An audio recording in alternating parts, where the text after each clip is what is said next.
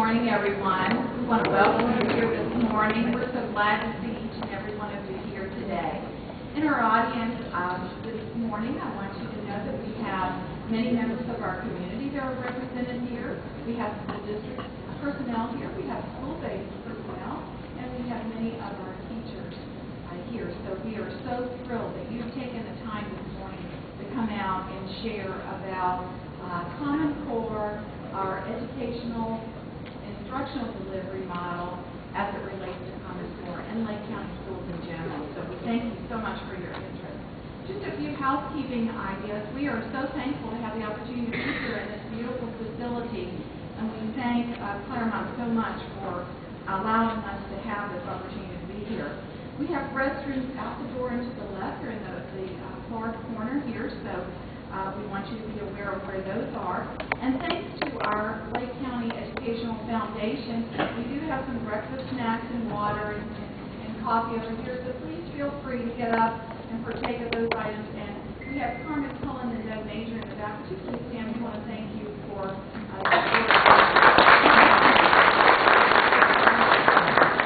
We have some elected officials in our audience that I'd like to recognize today. We have one of our school board members, Roseanne Brandenburg, is with us. Our chairman of our school board, Kylie Fisher, will be joining us in just a little while. So when she comes in, I know you will recognize her as well. We have Representative Larry Metz with us as well. Thank you. Any other elected officials, if you're an elected official and with us, please stand and we can recognize you. Thank you so much. And Mr. Miller, I see Mr. Jim Miller.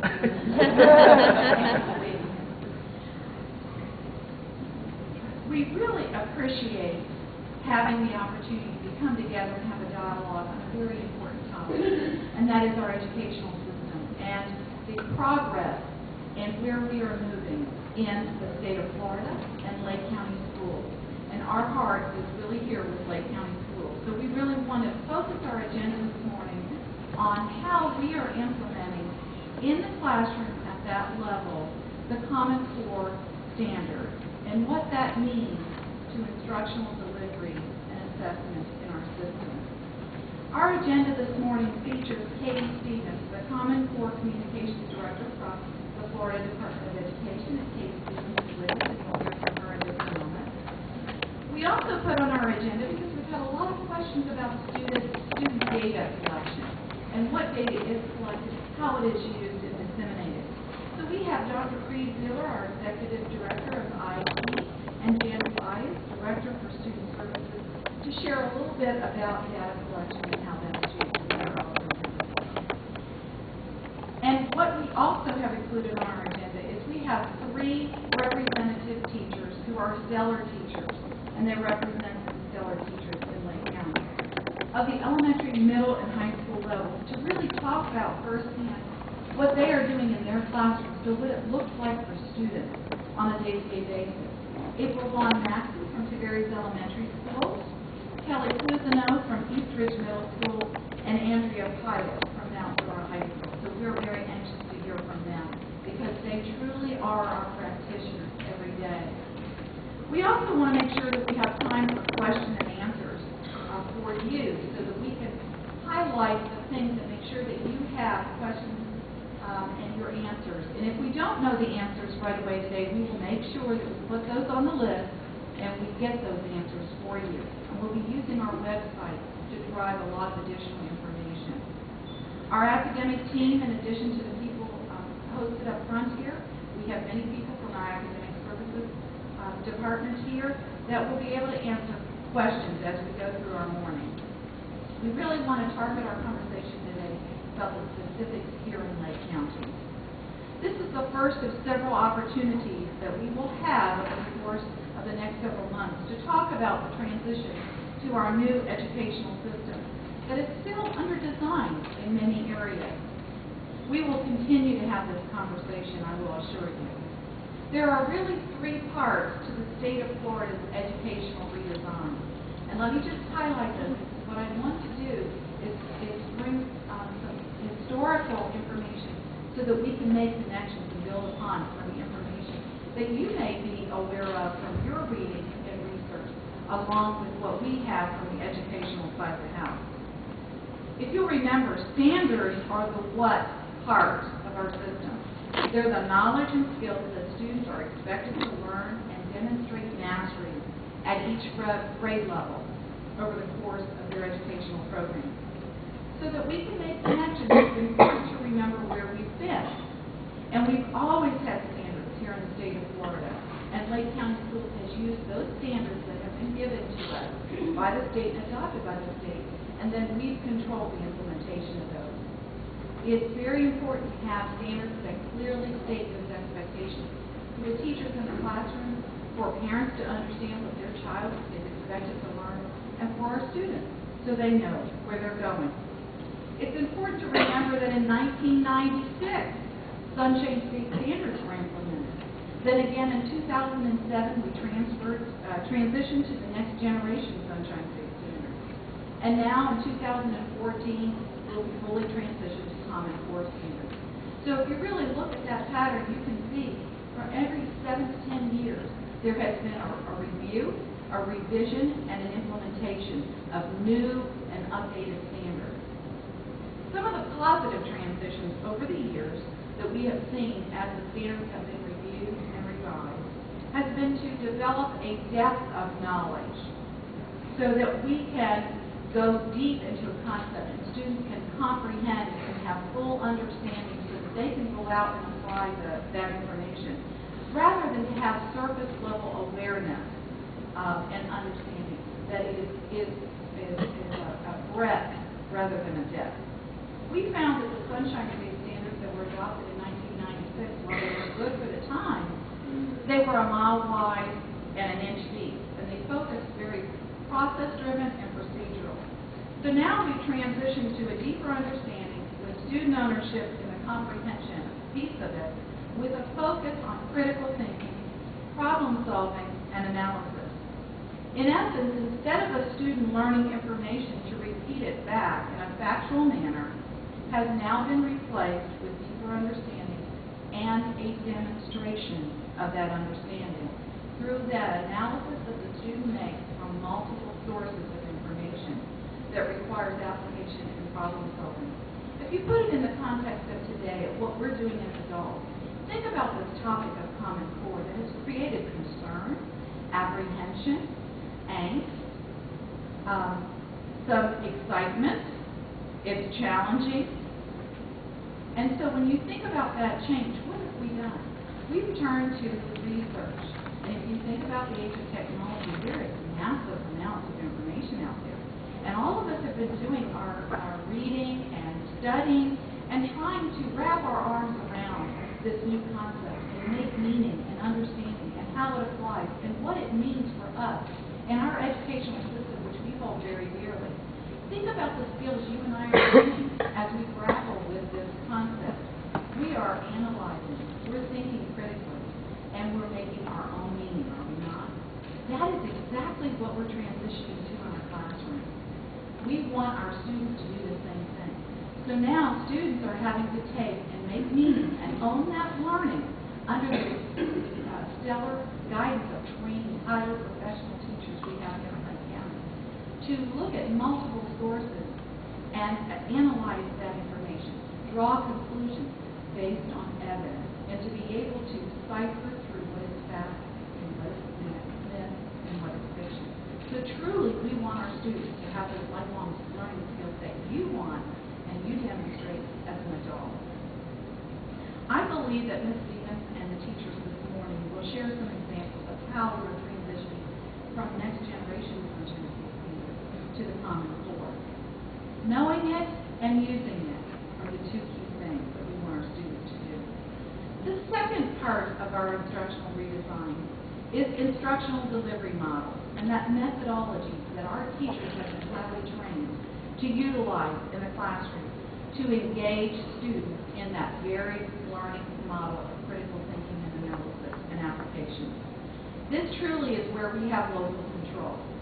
And this is where we look at how we deliver that instruction, what types of activities the students are engaged in, and how they transformation.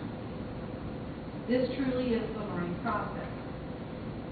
This is the essence of what we're going to talk about as the teachers talk about how they do that in the classroom. This is the meat and potatoes part of the true teaching and learning that we have total control over.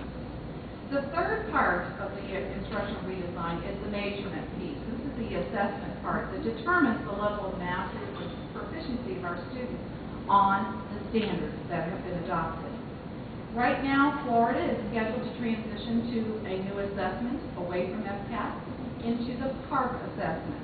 This is the part that's still unknown for us, and that assessment is still under design and going through the validity stage.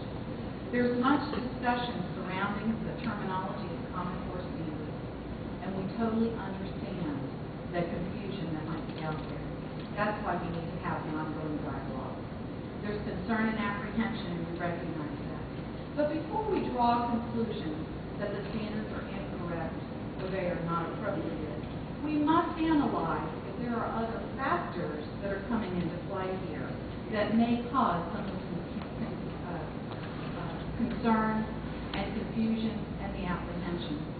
And I say that because our system has been under transition and our teachers have been under massive change for the past 3 to 4, or probably even 5 years. If you think about 2007, when the next generation Sunshine State Standards appeared, we also had a new differentiated accountability system that was bold and aggressive, and Florida has been a leader in the nation or recognized that way. And in fact, since that time period, we've had over 39 different changes to our accountability system and our grading formula. And that has occurred with a lot of massive changes over the past 3 years even. And it's at this point that we have more prescriptive high-stakes testing for our students that took on new meaning for the learning process and for teachers in their performance assessments, because now they're linked to this high-stakes testing. The grading formula must be perfected, and with massive changes, that has caused a lot of change at one time. All of this predates the Common Core. So we need to keep that into perspective here, that there's a lot of things going on and a lot of change. Yes, there are many concerns, of which I share along with you, that there have been comments made about high-stakes testing being designed. And I want to tell you, some of my concerns and questions that I'm asking is, what do they really look like? What are they going to ask our students to do? What does that mean to our curriculum and our instructional delivery model? Are they aligned? Have we unpacked the standards to the point that our instruction is taking the students of where they are to where they need to be? And is the assessment going to be aligned to that? Is it going to be appropriately validated before we ask our students to perform on it? And what does it mean for teachers' assessment?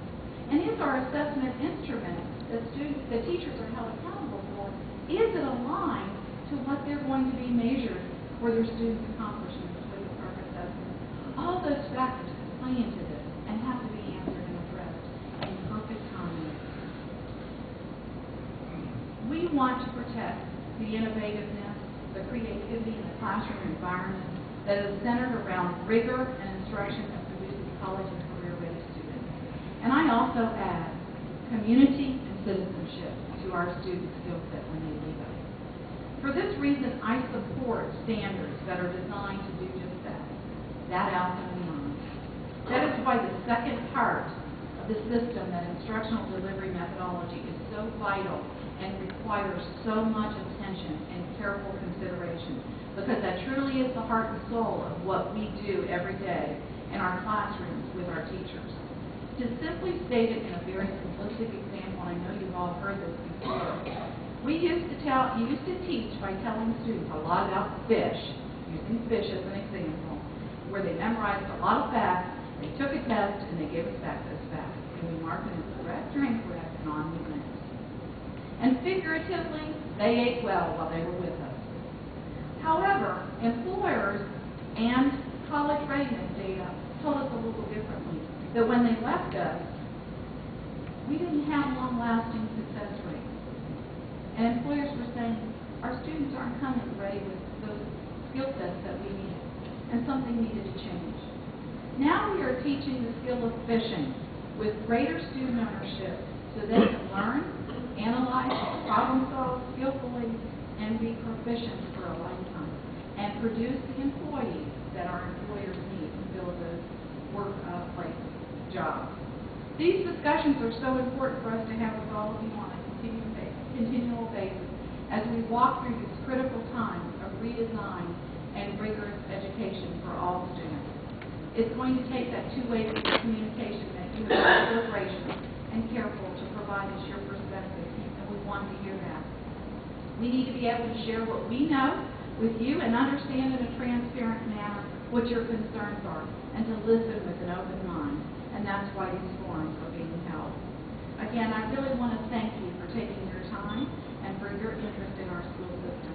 Our students appreciate each and every one of you. Today, we're going to look at our implementation as it relates to Lake County schools. So at this time, I'd like to welcome Katie Stevens, the Common Core Communications Director from the Florida Department of Education. Welcome.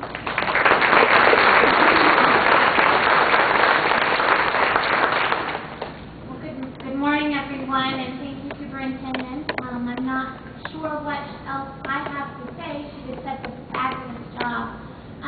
But I'm just going to run through quickly for you kind of the development of the standards, a little bit about changes in student expectations and why the rigor is increased in the Common Core state standards, and then a little preview of what assessment will look like under Common Core. So, what are the standards? Why are they important? The Common Core state standards were developed by the National Governors Association and the Council for Chief State School Officers. They came together in 2006 and 2007 and said, we're noticing that there's an inconsistency among states in college readiness and career readiness. Everyone in this room, I'm sure, is familiar with the idea of the growing skills gap we've had over the last decade or so in this country. That was one of the reasons why the leaders of these states came together. In addition to many students going to a college or university and their first year needing significant remedial help in English, language arts, and mathematics to be successful. So that's where they came together on these standards. They did research and they interviewed many of the top business leaders in our country and around the world.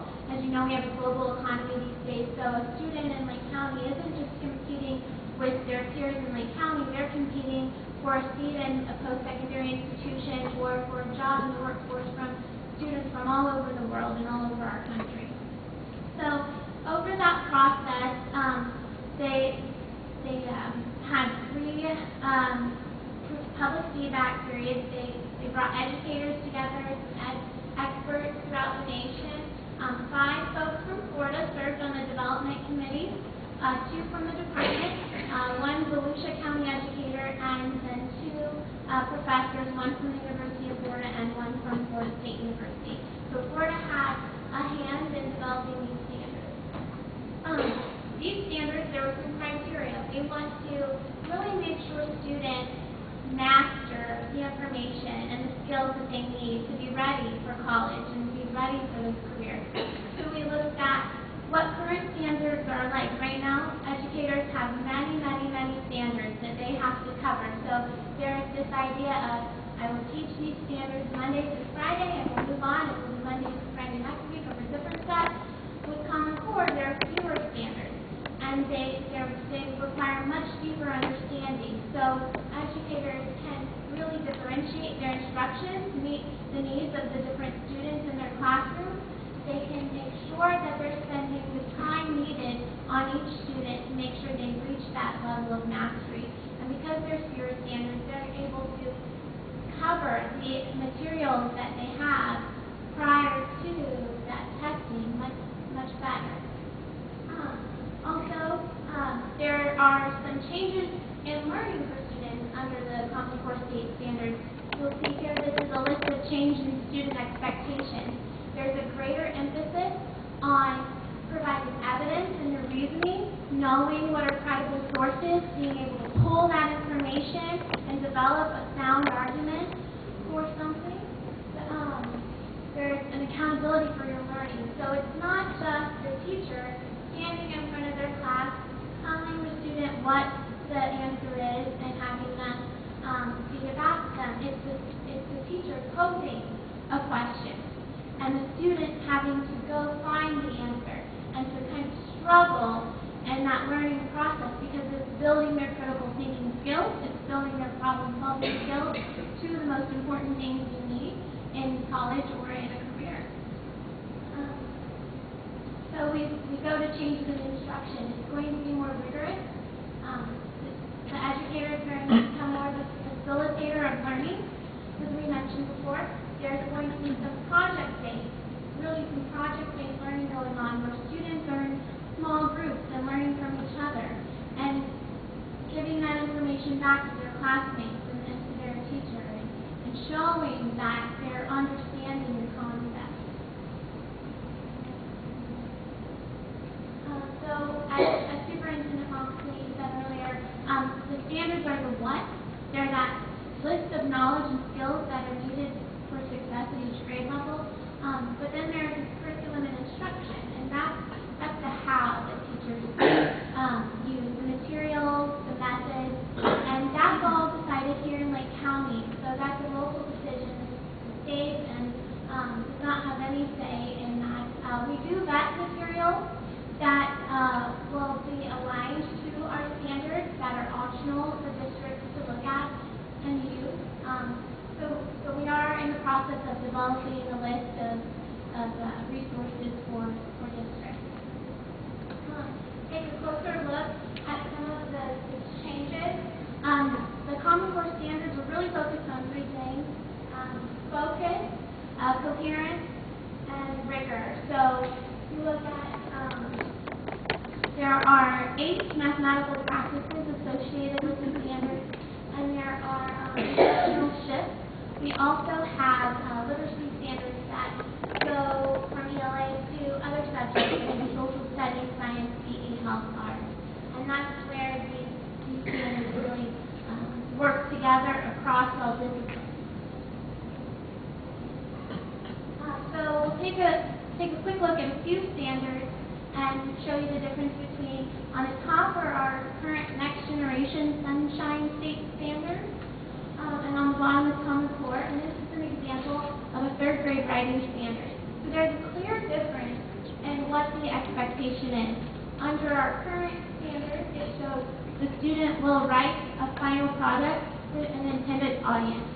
Okay, that product could be really anything. It could be a program, it could be a report, it could be a menu, it could be anything.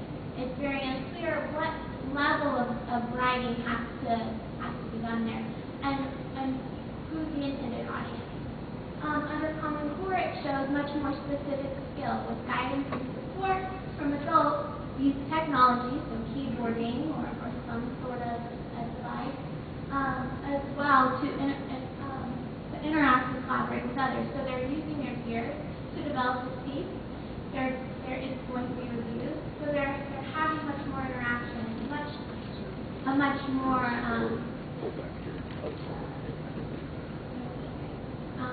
rigorous process. The next standard is the 6th grade mathematics standard. So this shows you a little bit of the rigor there, and it provides the educators an example for what type of learning they could use, what type of instruction they could use in their classroom. So this is absolute values. So account balances, that's a real life skill. We all balance our checkbooks, we all watch our finances. So this shows also that idea of application, of making sure it's useful in real life. We often hear, well, I don't use algebra in my life. Well, you probably do, you just don't realize you're using algebra. So the Common Core emphasizes that idea of translating these skills into everyday life. The next is the reading standard. Again, it shows you here how comprehension is important. Comprehension strategies now under current standards could vary anything from teaching a child how to use a highlighter in their textbook to find important arguments, or utilizing has an effect. This novel said this year, and this happened, how do they relate? Show us the evidence. So in Common Core, they're just more specific and more rigorous. Lastly is a high school mathematics standard. Conditional probability. I don't know about you, but I'm not so far removed that I shouldn't remember what conditional probability is. But under Common Core, it gives us clear examples. You see that compare the differences of someone with lung cancer who's a smoker with a smoker having lung cancer. So that's something that is relatable in the class. This slide covers the implementation process of Common Core. As we mentioned earlier, in 2010, the state board adopted the standards after a review committee confirmed that there was no need for supplemental standards to be added. They were strong on their own. Since then, there's been a strategic implementation process starting with kindergarten and then K1, K2. This coming year, we'll have a blended model with both next generation Sunshine State Standards and Common Core. That is because we will still be assessing with SCAT 2.0. We can't really expect students to perform on an exam when they're being taught to different standards. So there's blended curriculum in preparation for full implementation with an aligned assessment in the 14-15 school year.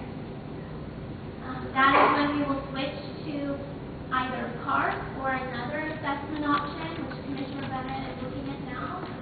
We will know whether or not we will continue with PARC or we will have different options in the next few months. If we stay with PARC, there will be some field testing throughout Florida in the spring around SCAT testing as well to see how our students are doing in preparation for the transition. So a little bit more about that assessment. You'll see here, this slide shows the changes in assessment. So right now we have SCAT 2.0, and then at the secondary level we have end of course exams, or EOC. Here, you'll see that SCAT 2.0 reading and writing will be replaced entirely with the Common Core aligned exams for grades 3 through 11. There's a change in the writing has only occurred in grades 4, 8, and 10. Currently, that will shift to each grade. 3 through 11 will be assessed on reading and writing. Mathematics in 8th grade, that will transition to the Common Core aligned assessment. Algebra and geometry will change to a Common Core aligned as well as Algebra 2. You'll see that SCAT 2.0 science will remain. There are not different science standards that we have adopted, so they will remain on the SCAT assessment. And then the biology, U.S. history, and civics EOCs will also stay the same. So we mentioned earlier there were literacy standards and the other subjects, but that will not change to be the other standards. The literacy go back to ELA. So the assessment is focused on making sure students are comprehending complex text, that their questions are not just Susie had on a yellow dress, what color was Susie's dress? Yellow. Mark in your C circle. It's pulling real information, seeing that they understand the relationships in the characters of the events in that text, and making sure that they're using evidence in that text to find their answer. We can move on. So here's an example of a current assessment question. Mr. Avery bought 4 new play kitchens for his pre-kindergarten classroom. Each play kitchen cost $139. How much did Mr. Avery pay for 4 play kitchens? Pretty simple. You take the cost times the number. Fill in your answer, mark your circle. Under a Common Core question, are a little more complex. They're multi-step. So we have, classes are going on a field trip. There are these many people in each class. They can take these 3 options as vehicles. Find the different options, the different combinations that they can have. So the student has to kind of show their work to see that they understand not only multiplication, but pairing those different things together. So there are a few resources that if you are more interested in, there's coursestandards.org, which has all the information about common core state standards, coursestandards.org, which is a link to the CPOM, the resource by the department that houses all of our educational standards and resources for parents and teachers as well on lesson plans, on activities. It's going through redesign, so it will in the next month have several new resources. I think that will be even more helpful.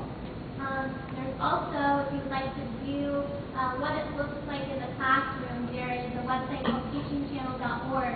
If you go there and search Common Core, you'll be able to find videos of teachers who have been recorded in their classroom with their students, and that you can look at what instruction looks like under Common Core.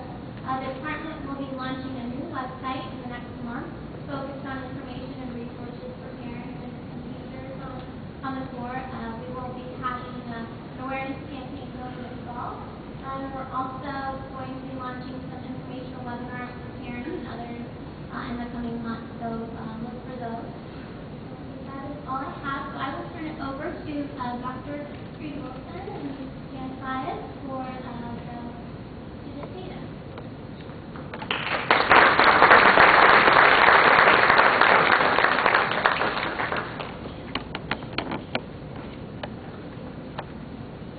Good morning. Dr. Wheeler and I are going to kind of tag team through this and different areas of expertise.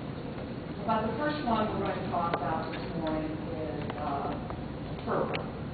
And it's the Family Education Rights and Privacy Act. It's been in effect for many, many years in this country. It's a federal law. It was written specifically for educational institutions and specifically with regards to rights of parents and the protection of students' educational records. So they're official, they're confidential documents that are protected by one of the strongest privacy acts ever passed in this nation. And again, this is a federal law. Primary rights of parents and eligible students are that they can inspect and review their child's educational record. They can seek to amend an educational record if they feel that something that was contained in there is inaccurate. They also have some control over the disclosure of information in the educational record. And by some control, it's really a great deal of control, but there are a few exceptions. Records, files, documents, electronic files, and other materials that contain information directly related to the student and are maintained by an educational facility. So it's part, those educational records on a student in this day and age, some of them, many of them, are on our electronic system. Okay? Your students' grades are kept on an electronic system. And if you have a 10th grader and you needed to know what their grades were in the 3rd grade, we have an electronic system that would show you that. You could go back and look at the student grade. So some of the information that's contained that are considered personally identifiable or directory information is the child's name, family address, those types of things. Okay? Now the Social Security number, although protected, there are again a few exceptions. And but most information is very well protected. What must we do when consent is not required? Where are the exceptions to FERPA? Where do your child's records go when you do not need to have individual sign-on? And that would be school officials who have a legitimate educational need to access your child's records. An example of how we control that in the schools is a counselor at East Ridge High School can only see the students at East Ridge High School. She cannot see the students at South Lake High School, okay? Because that person would not have a legitimate right to have access to the records of your per child. So they are limited within that electronic system to what they have a legitimate right to know. We can send to schools or post-secondary educational institutions in which the student seeks to enroll. So if your student transfers from Lake County to Marion County, and Marion County sends us information that says, little Jan Tobias is enrolling in Marion County, we can send those records to that school. The records belong to the child. So we would never withhold the child's educational records to go to a future educational facility. Another place that happens is for our graduates who are going on into some career or college life. To institutions in connection with financial aid. Again, this is our college types of kids. The child has already applied to that college, and now that college needs information so that they can help determine what kind of financial aid the child might want. To accrediting or auditing organizations. And here, this is more group information. When we get audited to determine that we are following federal and state policies and procedures, an individual child's folder may be reviewed by that auditor to determine that we are operating legally. They are not interested in the particular child, but they are interested in the process that the district follows to ensure that the rights of the child and the programs being followed correctly. If we are subpoenaed through court action, and we must release records in a case of law enforcement, where they are investigating a crime, public health officials have rights to all health information on any child, okay, because they are people. And if for some reason a trained medical personnel might need to get in, like in our elementary schools, we've got nurses, they would be able to go in and access. Again, consent is not required for organizations conducting studies on behalf of educational institutions.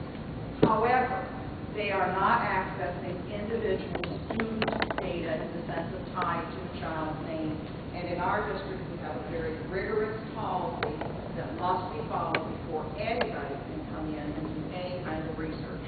And that is handled through testing and evaluation with Dr. Kathleen Thomas. So very few people come into our district for the very reason that we have a very strong policy and procedures in place. This slide is orders related to the Patriot Act. Again, we are receiving federal funds. If there is deemed to be something that is of national security, they have a right to come in. If the student is required to register as a sex offender, that information must be shared. During legal actions initiated by the parent of the district, once the lawyers are involved and somebody's suing somebody, the attorneys are going to have rights to the information. And disclosure of directory information. And that would be your child is on the honor roll. For us to put that in the paper is considered to be directory information. And we do have a parent-specific release to do that. But in the student code of conduct that every parent receives, and signs that they receive, is an opt-out clause. If for some reason you do not want your child's name, and we have some of those primarily for religious reasons, that do not want their child's name in the paper for all A's on their grade card or something, then there is an opt-out, and the parent is given those rights as soon as the child begins school, and they're given those rights to chance to do it. Okay, I'm going to refer to Dr. Wheeler now. We do have a system. We have an ERP system, our student information system, enterprise resource planning system, and there's many of the fields and information that we collect. This presentation will be available if you would like a copy of it. Mr. Batten certainly can give that to you, but I'm not going to read all of these. Demographic information, directory information, attendance, and all of this type of information is collected in our enterprise resource management system. We also have some other systems that we collect information in. We have a student grade book. We have, which is e-simplers. We collect grades and transmit those grades through our system. We have a media management system that checks books out and manages textbooks. We do track information in our food services, and we do have our emergency call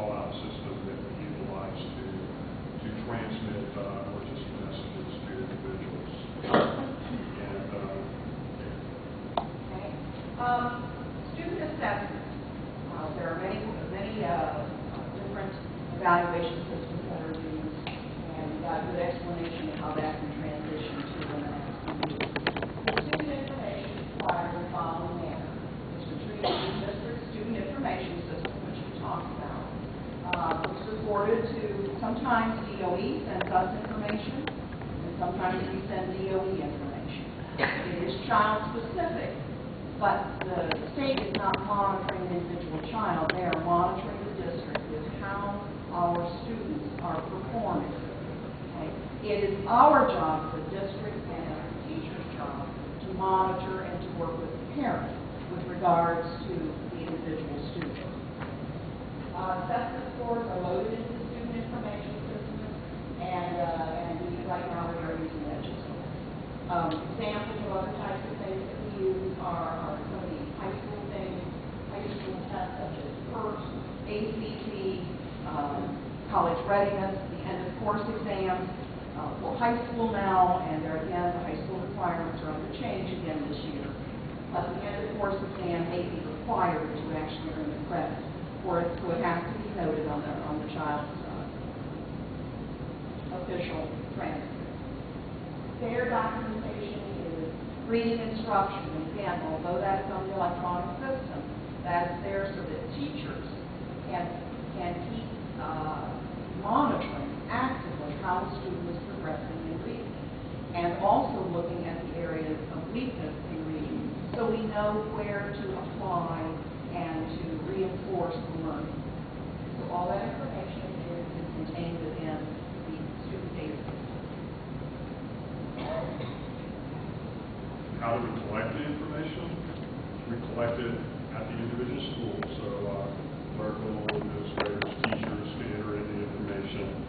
We do have some information that comes down from the state, mostly reintroduced lunch type data. And we do collect state assessment data that we also retain from the state. And we do transmit our Bright Futures through a system that the state has called FASTER, so they can get that information. The other question, why do we collect it? We collect it so we can take care of district mandates, state mandates, and those federal type mandates. So we do collect information for that. How long have we been doing this? I tried to research this as much as I can. It's happened since I've been in the system, but I found some places where we started collecting it in '85 and '86, so a long time. We've been collecting information for a long time. Some data says 85, some data says 86. Who has access to this data? Each school, as Jan said, each school has access to that. We manage it through our active directory, so we can do that role-based, so that we don't give anyone access that shouldn't have access to that information. District-level staff have access to look at all of the data so they can make appropriate decisions. And we do have some agreements with vendors. We have some agreements with vendors that we acquire services from. So those vendors have services where we use non-disclosure agreements, and we do not allow, we make sure our attorneys and everyone review that. So some vendors, we provide services, or we receive services from those vendors. For example, like Pearson, they have a hosted solution where we acquire testing information from them. Why do we do that? For reasons for accessing student data, we store it, we monitor it, we utilize it for grades, performance, we utilize it for reporting purposes so we can make good sound business decisions. And data is used for a lot of things. Other kinds of student data, again, we have Bright Futures where we do that for the particular Bright Future scholarship, health records, transfer records, as Jan said, public records, public health records, and things of that nature, as Jan had already said. And is the data shared with other government organizations? We do share it with Armed Forces Limited, and we do share it with other federal and state agencies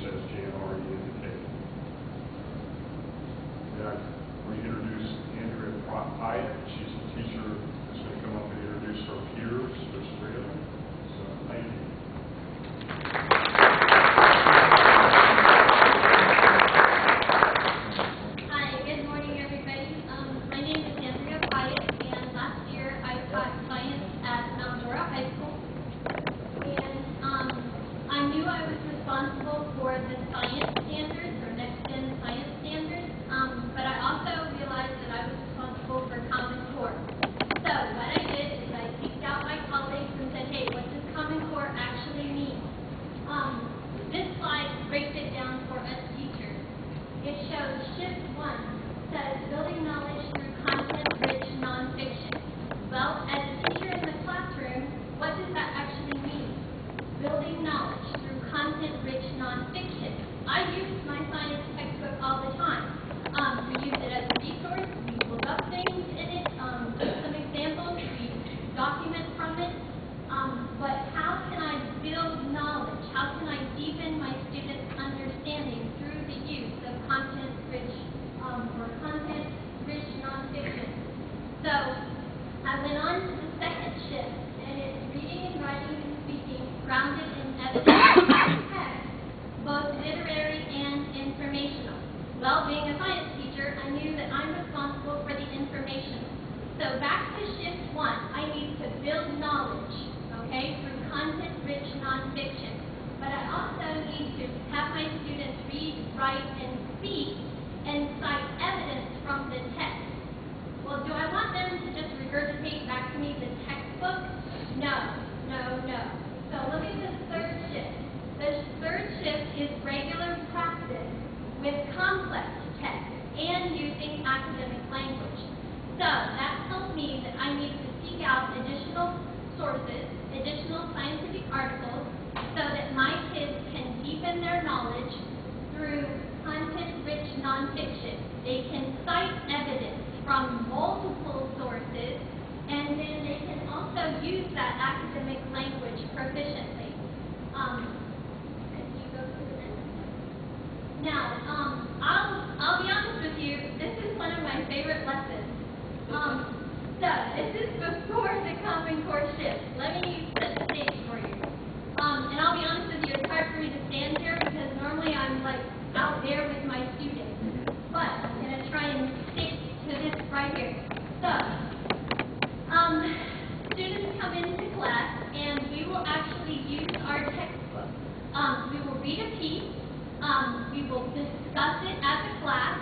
We will pull out those key academic terms, and then we'll move into experimentation. This is a product that my students produce after experimentation.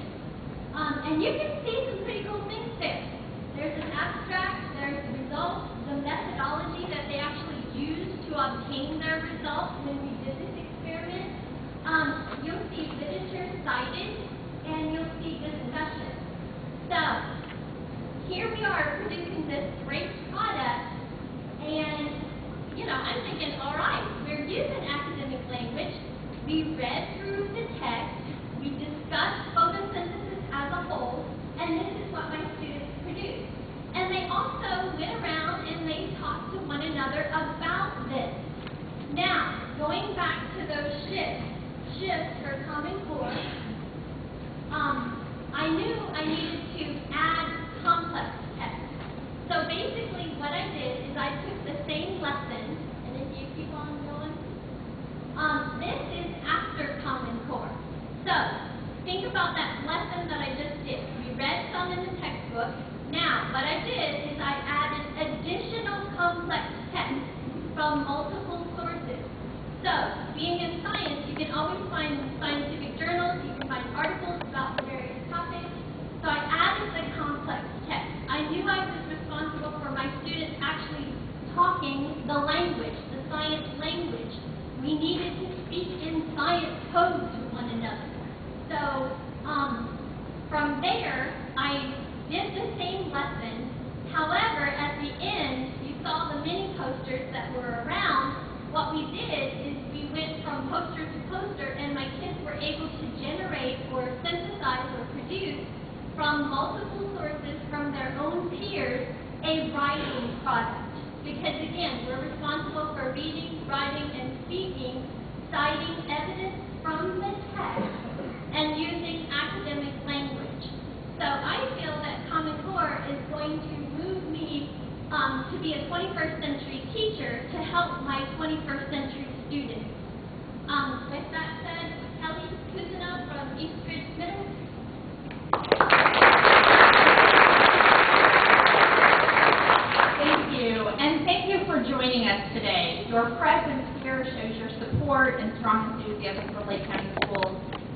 classroom teacher, I could not be more appreciative.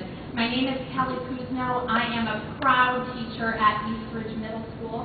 As a middle school teacher, I've always considered it my role to sort of build on the solid foundation that is set at the elementary level while preparing our students for the rigor of the high school level.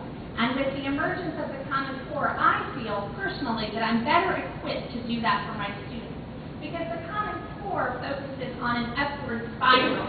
We're taking students, we're making sure that they have a strong literacy foundation as they move from one grade level to the next.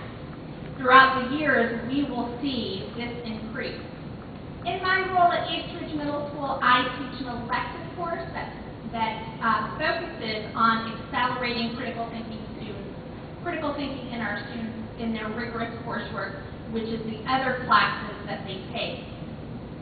This fall, I am very excited to build on those critical thinking skills with my students through the use of higher level questions, comprehensive reading skills, and writing skills. Now, we've heard a little bit about the reading skills already, and Andrea talked about the writing skills. I'm going to focus for just a minute on the higher level questioning skills, because that may be something that, as you're thinking about, you're wondering, well, how does a student's ability to ask higher level questions and a teacher's ability to be able to respond to those affect what is happening in the classroom? So let's focus on that for just a minute. I'm going to give two examples of questions. I want you to kind of think about the questions themselves and think about the kinds of responses that you might get to them. So for question number one, what was the starting date of the Civil War? And question number two, can you analyze the causes of the Civil War? We can all agree that it focuses on the same topic from the same time era, but our responses and the types of in-depth learning that occurs based on the way the question is worded can very much change the depth of knowledge that our students reach. You heard Dr. Moxley mention earlier in this as well, that we're trying to get away from that mile wide and just an inch deep, and we're really trying to get our students to delve in deeper. So going back to those questions, the very first question was, what was the starting date of the Civil War? You've probably seen that on text before. You can answer that with basic memorization skills. That's not where we're trying to go as we're developing critical thinking. Just because a student can answer the starting date of the Civil War does not ensure that they have grasped any of the content that relates to that topic. When we look at our second question, can you analyze the causes of the Civil War? For a student to be able to answer that type of question, they have to go in depth. They have to be able to show that there is an understanding of some of the things that led to that very powerful event. Why do we want students to be able to ask higher level questions? Well, my job in my elective class is to build that skill in them so that as they go through their core classes throughout the day, they're asking those high level questions. And maybe they're responding to the high level questions that are posed by their teachers.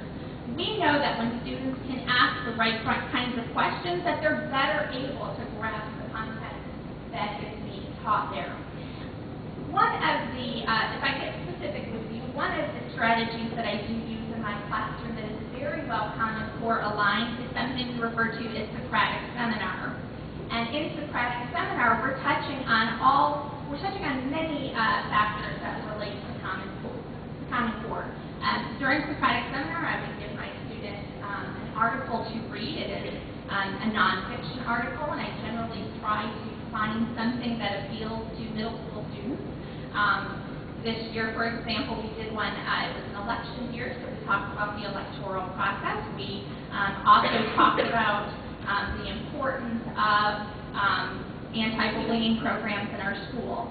So we first would read it through that article, discuss it as a group, and the students then go into an actual circle to have a strong conversation with thorough dialogue that really takes them in depth into what the content of the article is.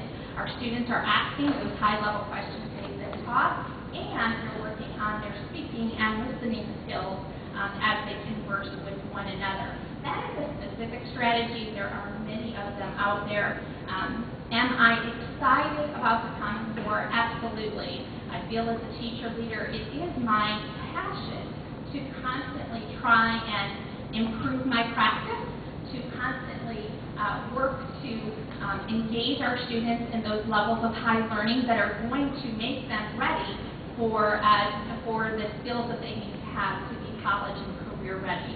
I want to do everything I can to improve their college and career readiness while they are in my classroom.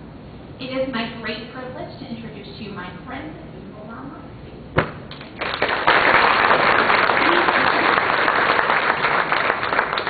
Good morning. Please forgive me ahead of time. I taught my 6-year-old how to share almost too loud, so I'm recovering.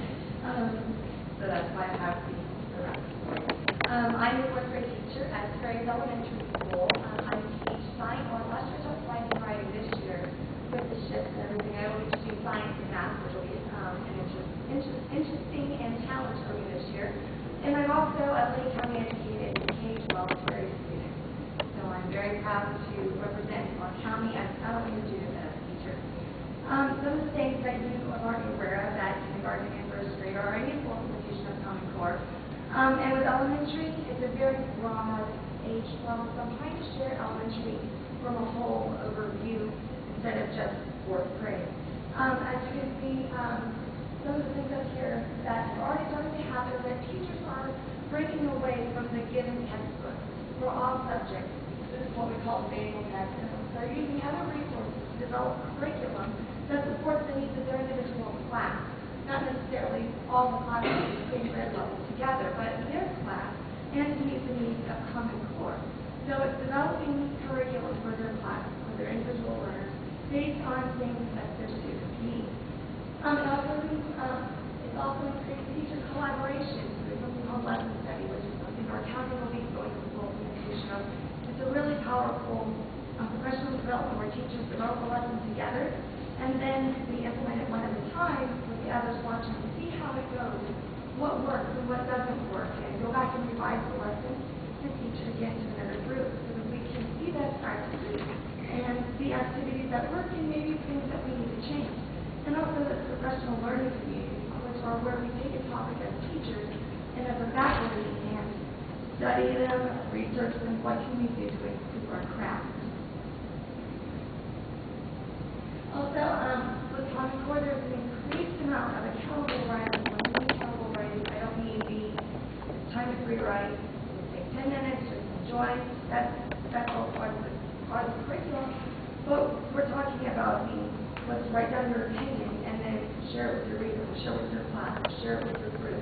Getting more accountable writing so that the students are putting their thoughts down on paper.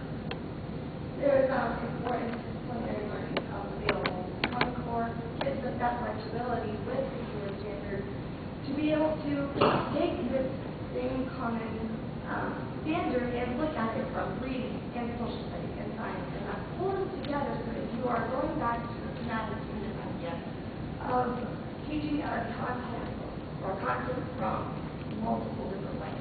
For example, like how does this with our STEM program, which is science, engineering, and math, if you're familiar with that. In elementary, we already have the STEM program for our students to compete, where they work together, solving problems and things that include science and math, or technology and math, or engineering. So that it provides students. Then there's the LBC program, project editors that applicants do. So basically, on the whole, those are programs very much like what the latest is really about pulling in multiple pieces of text, analyzing charts, analyzing the letters written by authors to develop their own opinion and their own understanding of the topic, for example, which is a period of something's great to achieve. By researching different types of text, students can make their own decision about what made the period of such a wonderful woman. But the also social development of students in elementary school that is a very huge thing for teachers and students. We are developing students to work together, developing students to work in groups, collaboratively, because that's a skill they will always have to have in the workforce, regardless of what they choose. Even if they are a single parent, how to work collaboratively in their own home units and also with people in the community. They also are developing skills for oral presentation, not necessarily like what we are doing here, but oral presentations where they can think in their head and then give their thoughts aloud to their peers to discuss and maybe possibly get another idea or share thoughts with their peers. And the logical thinking with support, not just necessarily taking the first thought that comes across their mind, but listening to other people's opinions and thinking, well, where do I believe in this? How does that fit with what I understand? And then making their own judgment. For example, debate. I thought of it something my fourth graders love and make him debate anything.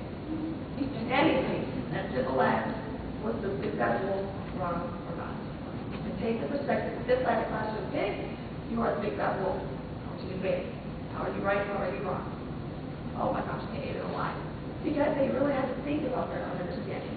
And then think, okay, I have to take it from a different perspective. I have to listen to what they're saying. And it helps to understand that they can disagree without being upset. And then, the last one, probably the one that I'm most passionate about, is the inquiry-based learning and project-based learning, which is furthering our students' critical thinking and independent thinking skills. One of the things that we don't want to lose is, yes, it's wonderful to work in a group, but we also have to be independent, persevering learners on our own. And that's what the inquiry-based learning does. And basically, it's where, just like was said before, you pose a question. Like, for example, when I enter my class, I'll give you today is, what are some ways before that we can have sustainable energy that is green? And we use this along with our energy unit to talk about, we try to focus on the wind energy.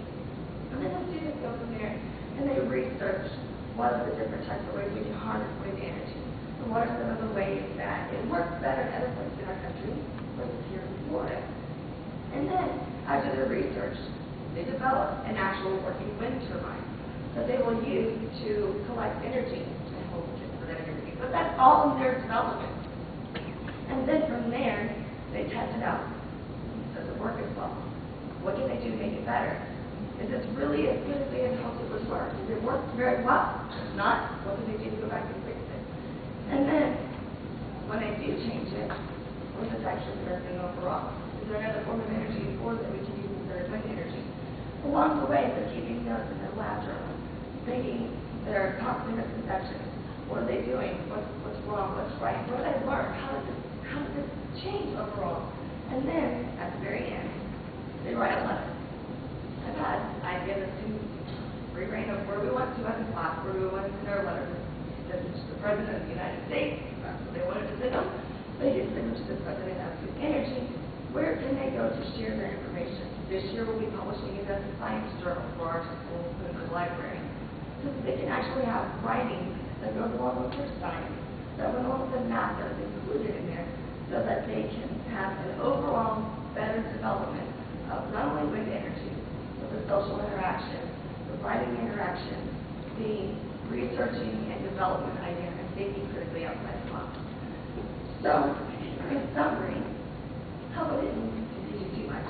I hope that you understand that the Talking Course will give teachers the ability to continue sharing best practices, to how to reach out for better resources other than just our textbook, and to help develop our students into tomorrow's problem solvers. And hopefully you'll hear a perspective of these things, and I'd like to introduce, since you kind of blown out, our chief scientific officer.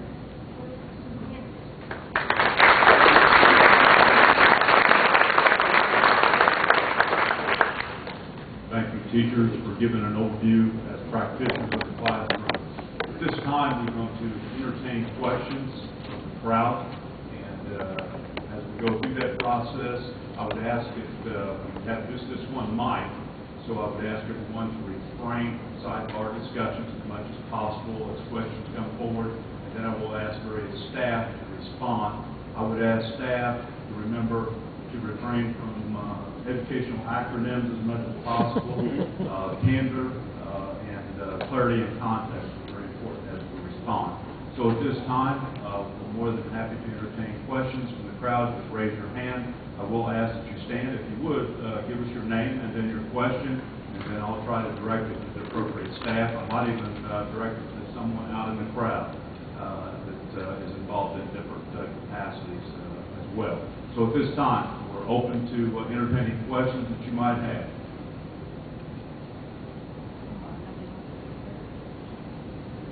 Over here at the far right, we have a lady here. You're welcome to stand and ask your question, please. My name is Michelle Calvin. I'm a parent as well as a substitute for Lake County.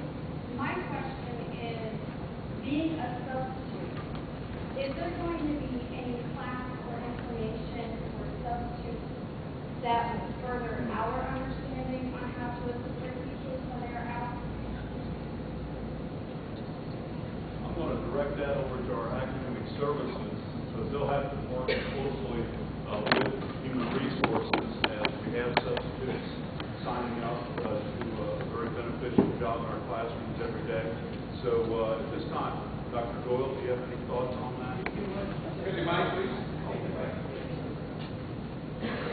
Yeah, let me repeat the question. The question, I believe, was we have individuals who work as a substitute teacher as well as a parent in Lake County, and they're interested on how substitutes, as they come in to fill in for teachers, is very complex. Naturally, the teacher has to have good lesson plans ready and so forth.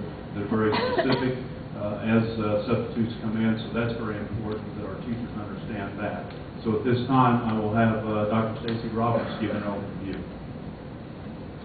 Great question, thank you.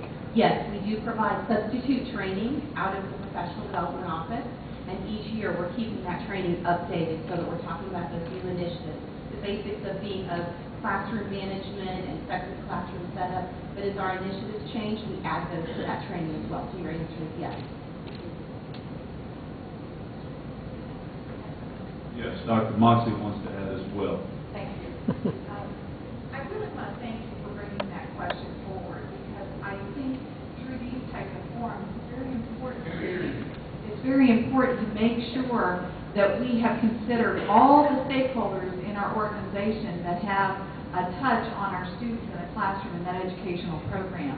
And all of you do in this room. And our substitutes, and we do have that training that goes on each year and it's updated. But I think you've brought to our attention the critical nature of this transition to Common Core is so complex that we need to make sure that our update is as comprehensive as you need in your substitute role. Because anytime a teacher is out, and we know that happens from time to time, that we want our substitutes to be empowered and in a position where they can carry on that learning and that instruction, because we don't have a minute to lose. So thank you very much for that question. Yes, the lady right here. My name is Kim Bates. I'm a parent. I'm also a guardian of mine. I'm concerned because I understand that about 80% of the children at Southwick High School fail the end of course exam. And I understand that there wasn't adequate studying that they were allowed to do because they had no idea what was on the end of course exam. How is this going to be addressed for the future years?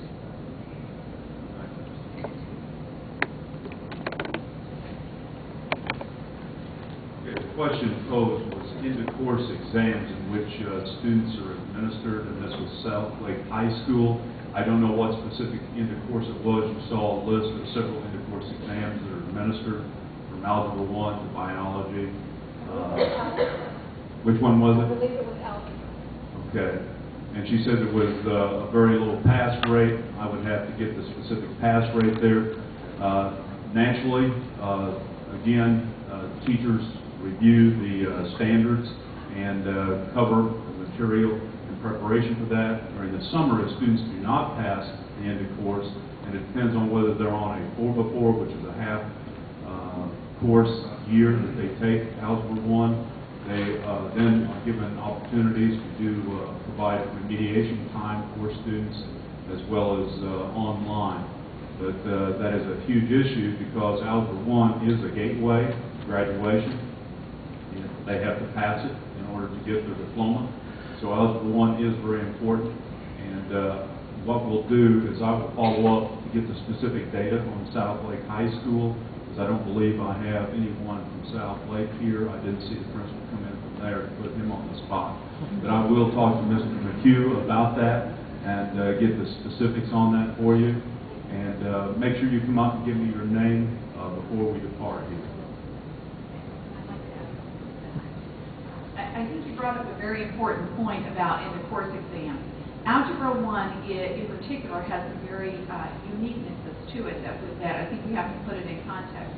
We have many students taking Algebra 1 as it is a gatekeeper at many different times during their course of their educational career. We have a lot of students that take Algebra 1 in the middle school.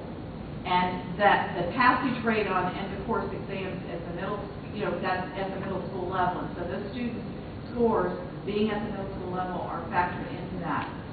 Nick, we have many students that haven't taken it at the middle school level, and math may be a very difficult area for them, and particularly algebra.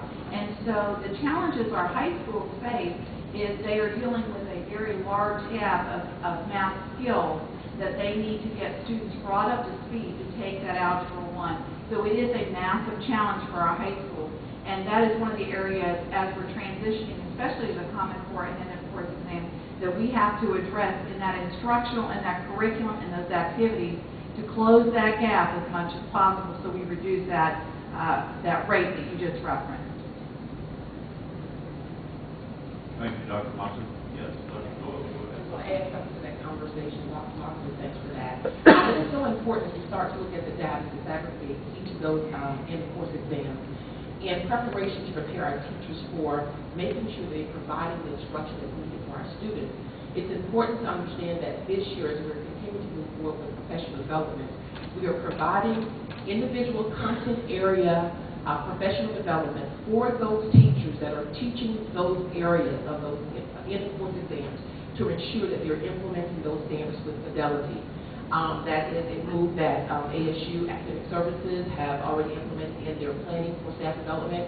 So we will be addressing exactly those standards that we see our students are deficient in providing those teachers some specific content area training in those math areas. Dr. Doyle, and I might add that there was changes in the legislative language of the cohort group coming in. At one time, it was intended that geometry, U.S. history, biology, all those EOCs would have to be passed in order to graduate. Now it will count for 30% of their final grade, so that change has been put in place. So now it's Algebra 1 at 2.0. I have a question from the gentleman right over here.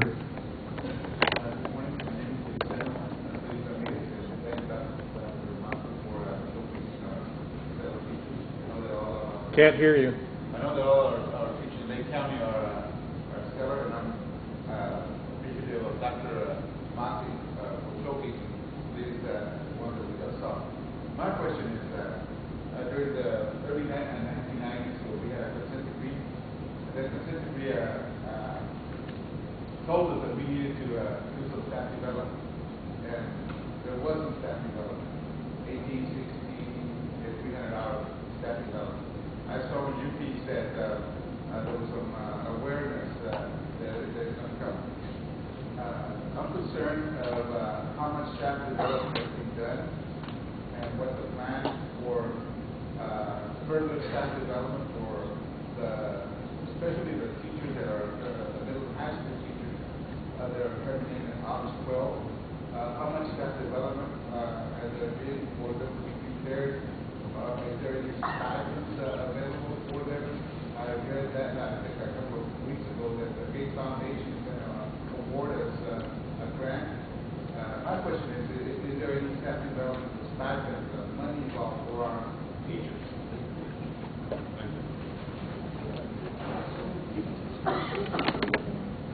The question that's been presented is, do we have funding to provide staff development on for time outside the classroom to provide supplements or stipends to our teachers? And the answer is yes.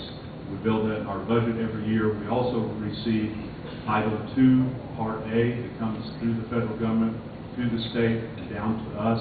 And we set up a budget and have to put in our Title II plan each year. And yes, we set up a plan for providing teacher stipends, writing teams, for instance, and we build the Common Core, our task cards to help teachers, support teachers in this transition.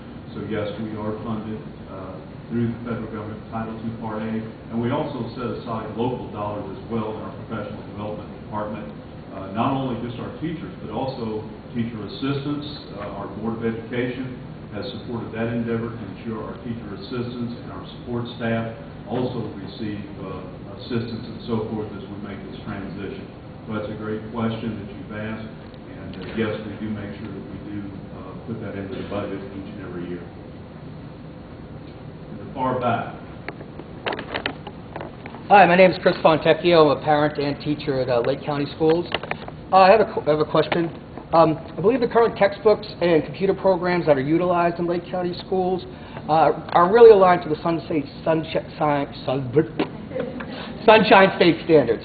I'm just asking, will there be a purchase of new materials that align to the Common Core standards? And if so, as been reported in the media lately, we're at a downfall. Does our grants department have a plan in place to get these new materials? And if so, if we are going to get these new materials, how are we going to fund that? We have a question from a parent and teacher regarding textbooks, how we get them up to standard for Common Core. And before I have Dr. Roberts speak to that, our budget we received from the state, $3.2 million from the county. We go through cycles in which we upgrade. This year's a K-5 literacy program that we're making the shift to Common Core. As you saw earlier, K-2 is where we're at in the transition. I will say that many vendors and the companies, we have to be very thoughtful. Everybody says everything's Common Core aligned. I made that comment at a software committee meeting, and I don't think we're there yet. But we have to be very careful and cautious as we look at the materials, and that's why we go back to standards. Teachers should reference the standards. The textbook is no longer the direction and the lesson plan starting at chapter 1 and going all the way through it, and you know that isn't effective teaching. Right. And I'm going to let Dr. Roberts give an overview of the process we go through and we will be going through as we do the transition. So Dr. Roberts. Thank you, Mr. Haddock. Can you guys hear me okay? Okay, our process here in Lake County Schools, we follow the state statute process of textbook adoption. That begins with vetting at the state level. They're doing that right now for the next round of adoption. The state publishes a list, a bid list, saying these are the resources that have been vetted at the state level. They do that with representatives at the state level from the Florida Department of Education as well as representatives from the school district. Every year we have at least one classroom-based teacher that participates at the state level looking at those materials so that we ensure we have a voice in that process. Once the state has shortened their bid list, because you can imagine, the first round of bid list that comes out will be 28 to 32 pages just for K-5 elementary reading adoption. Once they go through their vetting process at the state level, they publish what they call a short bid list, which is usually a few pages. Our policies and procedures here in Lake County dictate that we make sure that schools have a voice in what we adopt. So once we have the state list, I work with the principals, and they nominate people from their school, 2 to 3 of them, always classroom teachers, also usually a literacy coach or a curriculum resource teacher, and they represent that school at a district level committee. We convene 2 to 3 times. We review what is the process and policy for reviewing instructional materials in Lake County schools in accordance with state statute. This year, we've looked at K-5 reading. So we brought in those Common Core standards, and we included curriculum staff from the district level to help us have that deep understanding of Common Core that we needed to look at those materials. We also brought in vendors this year and allowed all of our textbook committee folks out in the schools to interact with those materials on a deeper way and ask those vendors some of the same questions that you are asking us today. Show us where there is complex text. Show us how we extend writing. Show us what those non-fictional pieces look like that complement our literature in the school. Excellent questions, excellent process. We had many principals that were part of that process. with us as well. We went through a rigorous look at several materials before we chose our current vendor, McGraw-Hill. So you can see there's a very set process in place for that as well. Have I left any important pieces out? I think during the transition, what Thank we're you. going for Thank you. teachers, and I know we put hyperlinks and other resources to align. So much information to share. I also wanted to let you know that we work very closely with the vendors to make sure that they're providing professional development. State statute says they have to do that. So on Staff Development Day, which is August 14th, we have vendors coming in that will be helping us with training for all of our elementary reading teachers. That will occur on the 14th, which is our Staff Development Day during pre-planning. We also have been provided electronic access, so all of our elementary teachers have access to all of those materials over the summer while we're waiting for those orders to come in. There's one other point I wanted to make. The transition. Understand, like Mr. Heidoff said, there are no textbooks out there that are 100% Common Core aligned. But guess what? We've never had textbooks that were 100% standard aligned. A textbook is a resource. It's not the curriculum. We have all, and I see lots of teachers out there shaking their heads, we have always supplemented our textbooks to make sure that we were meeting the standards set forth by the state. So that's nothing new. The exciting thing now is the deep and wide array of electronic and digital resources that we have access to. Dr. Wheeler and I and Kathy Halbig are always looking for the next deep, rich electronic content that we can find to support instruction in our classroom. So that doesn't change with Common Core. We've been doing that for 35 years. The book has never been the curriculum. Thank you. We can entertain about two more questions. Gentlemen. Okay, go right ahead here, and then I'm going to take it back in the back. Comparison. My question is, if I've been reading about Common Core and saying that because of the difference in complexity of the question, we should anticipate that possible scores go down the first year or two. I want to know how is that going to affect students when your success is based on that one score? How is it also going to affect teachers and our evaluation comes from part of that score?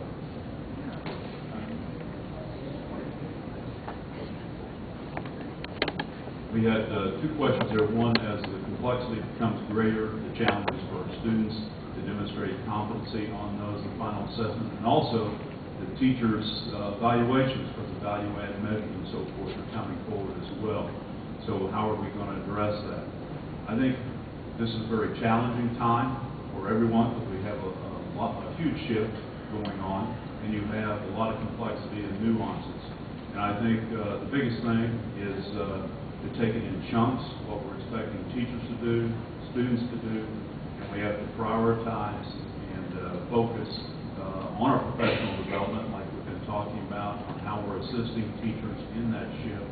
Because if we have an effective, knowledgeable teacher in the classroom, you're going to have students achieving at high levels.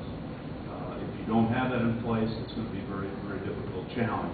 I feel like Lake County's been very visionary in getting out in front of it.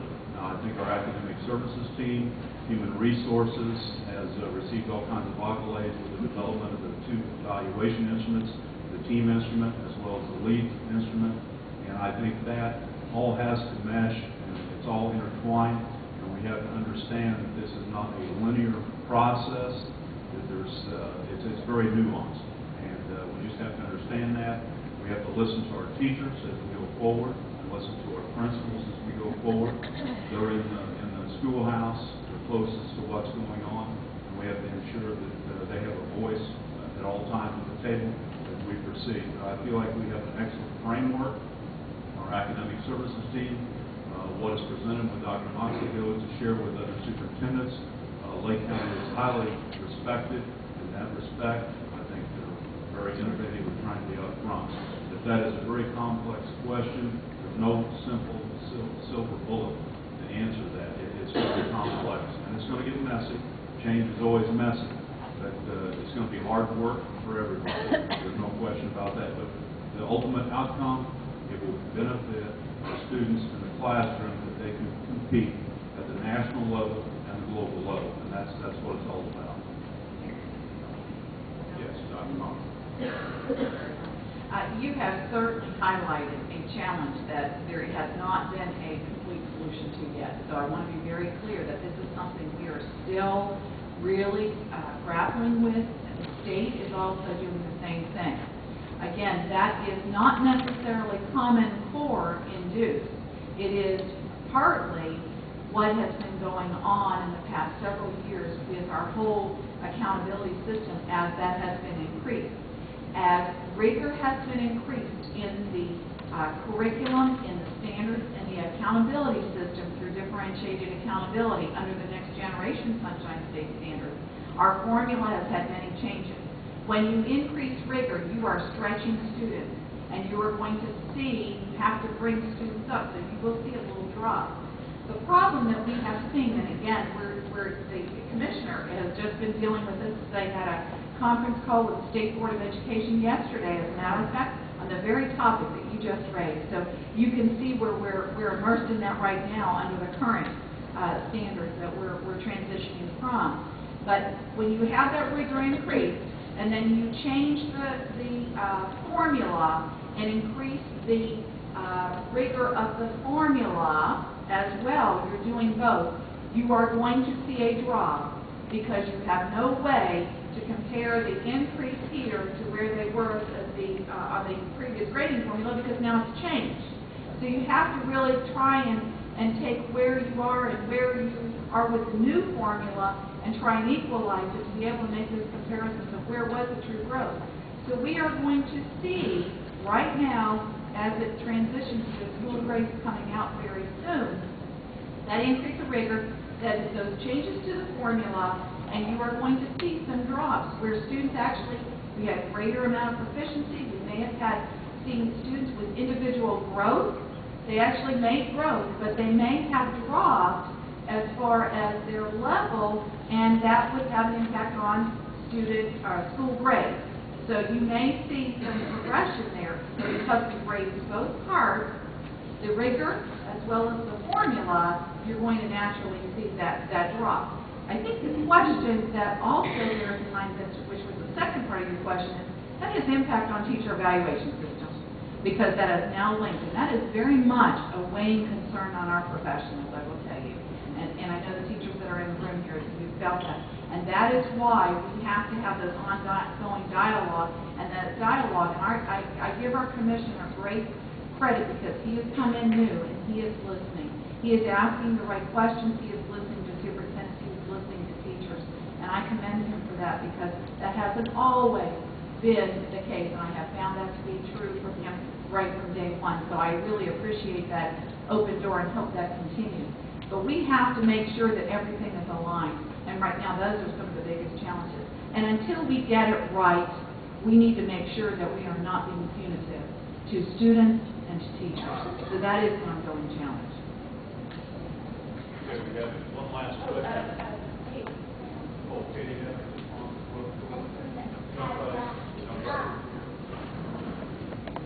Superintendent Oxley mentioned the call with the state board yesterday and the impact with accountability, and I believe that the recommendation was to look at school grades and not let them drop more than one as we transition over the next couple of years. So there is that because there is a shift.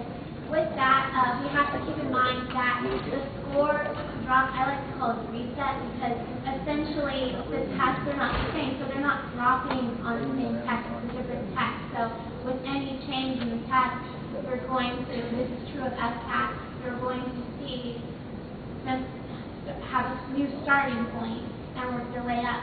As we move back to that strategic implementation timeline that we showed the slide of earlier, there is a reason why we started with K, K1, 2, and so on, because in 14-15, the students who started with kindergarten Common Core lines all the way through will be the first third graders to take the Common Core line assessment. So looking at that group and the years after will really show you more of an accurate picture of how the district's moving. We know that there's going to be some gaps for student learning, especially in secondary over the first few years. And I know the commissioner and the department are working with district leadership to address that, but we don't have answers yet on how that will look. But keeping those things in mind is important. And I know as far as evaluation, the current law is something that the commissioner is looking into. There are good things, there are bad things as with any law, and so making it fair for our teachers is important to him, especially through this transition. So we're not looking to hurt any of our great teachers in Florida. We know that we have wonderful ones here, so keeping that in mind as we transition over the next couple years is important. Okay, Teresa A. And my concern is the exceptional students. How are we going to address and meet the needs of the exceptional students with the modifications and accommodations that are in their IEP?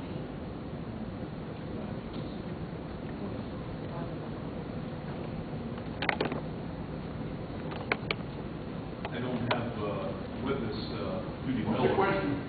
Oh, question was how we're going to meet the needs of our exceptional students with disabilities as we go forward that have IEPs and they have to take high-stakes tests in the classroom, how we're going to address that.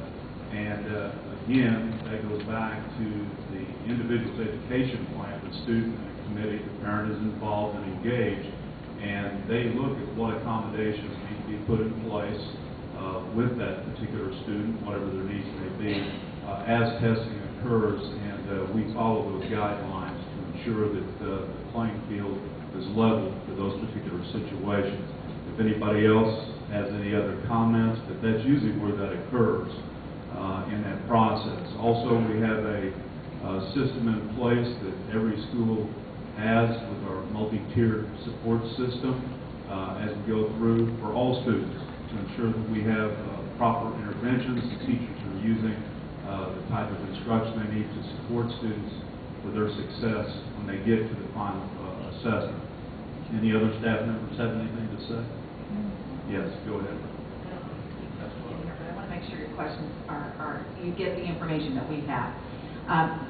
Over the past year, there has been a task force that was assigned looking at exceptional student education, and particularly our ESE centers, center schools. We do have one in Lake County, and that is Lake Hills.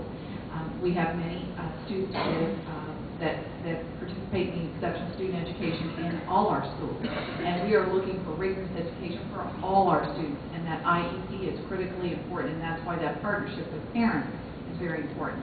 The curriculum and the standards have to be looked at with regards to our ESE services as well. That is currently also under review. I know that the Commissioner and the Department of Education staff, they have a full ESE department that is also working very diligently on that very topic that you have raised, so that everything is aligned, that we are stretching our ESE students to the level that they need to be stretched with the rigor that is appropriate for their educational plans. All that has to be aligned as well. I think the other critical piece is how does that impact with the accountability system and the whole accountability formula that is currently, that's part of what that task force was charged with bringing input back to the department, and that is also part of one of the items that the Commissioner is reviewing. So I think that was included in some of that discussion yesterday. So there is a lot more research and work that has to be done in that area as well. Okay, at this time, that's going to conclude. I think we were supposed to end about 9:30. We went over a little bit, but definitely appreciate your questions. And Mr. Patton, did we have individuals, if they have any additional questions, we were able to answer at this point? I know the one lady back in the back, I told her I wanted to get the additional information regarding South Lake High School and get that information. If you have other questions that you might want to ask, staff to be here as we break out. Dr. Moxley, do you have any final comments? I just want to say thank you to each and every one of you. I know that there may be some scattered questions that are left here. We want to be respectful of your time, But our time is your time, so we will remain here. If there are any individual questions that you want to come up and ask, we want to make sure that you leave here with appropriate information. And we will be continuing this dialogue throughout the months ahead. We will add more information. We will have it at different locations because I know that there are people in the other parts of our county that may not have been able to get here today. We will also do the same thing because we know that we have many parents who are still out on vacation. We wanted to afford this time as the first time, but we will have evening meetings as well. So thank you very much. We so appreciate your partnership. We want to hear from you. We want to hear your concerns as we work through and transition. We want a stellar system. And I'll tell you, if you ever can find any of us from the district office, they're in all their classrooms. Did you sense the passion that they had for teaching and our children? And that's what we want. So thank you very much for being here, and thank you to all our panel participants. We appreciate each and every one of you. Have a great week.